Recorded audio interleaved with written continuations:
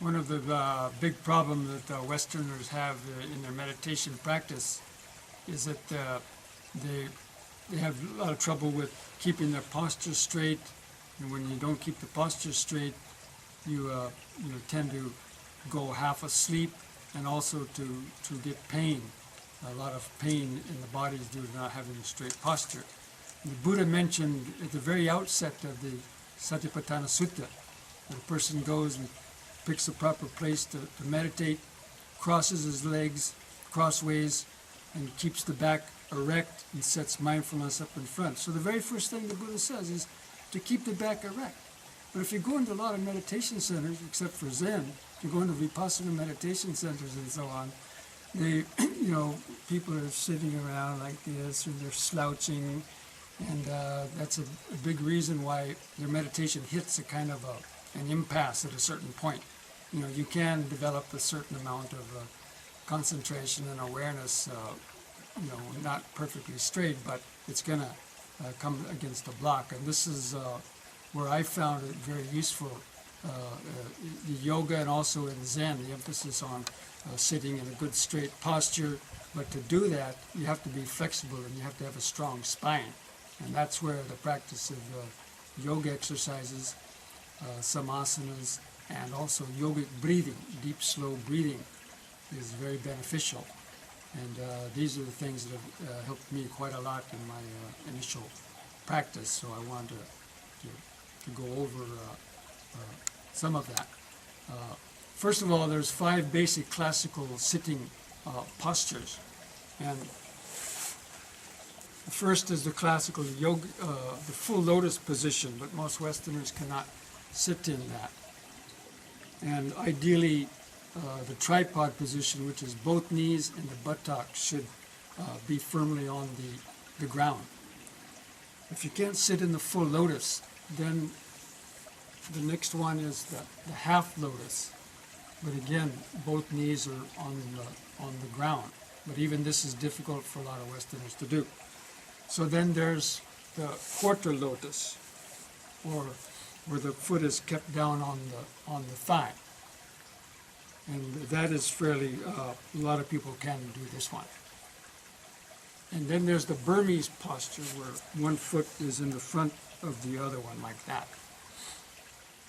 But in all the cases, both knees and the buttocks ideally should touch the ground.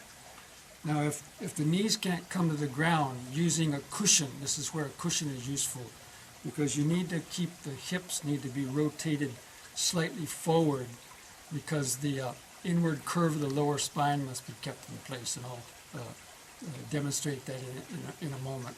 But I want to mention one more sitting position called the Siddhasana, which is the foot put like that. That's the one I use when I don't sit in the lotus position. I sit in this, it's called a yogic posture called Siddhasana. So those are the classical meditative, cross-legged meditation poses.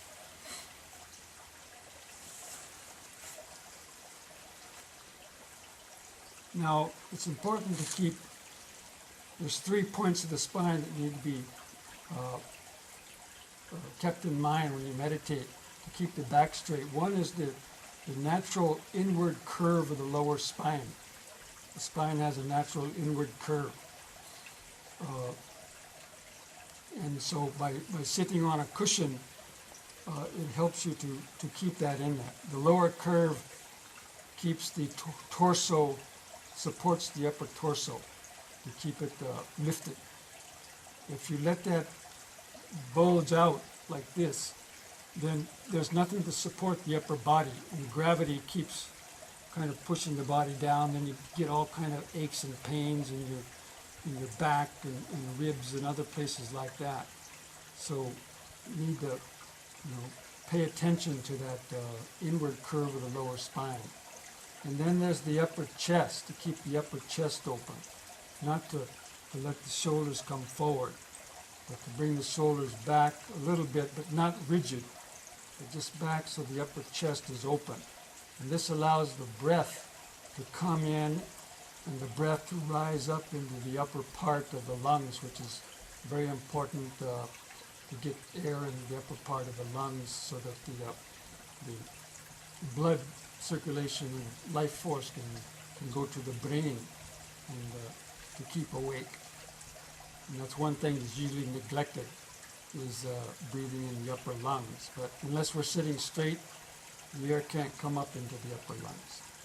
So there's the inward curve of the lower spine, there's keeping the upper chest open, and then balancing the chin on top of the spinal column.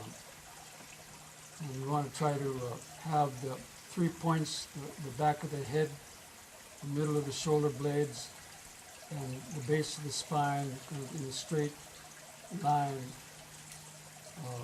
to be really straight. This meditation happens along the spine. All of our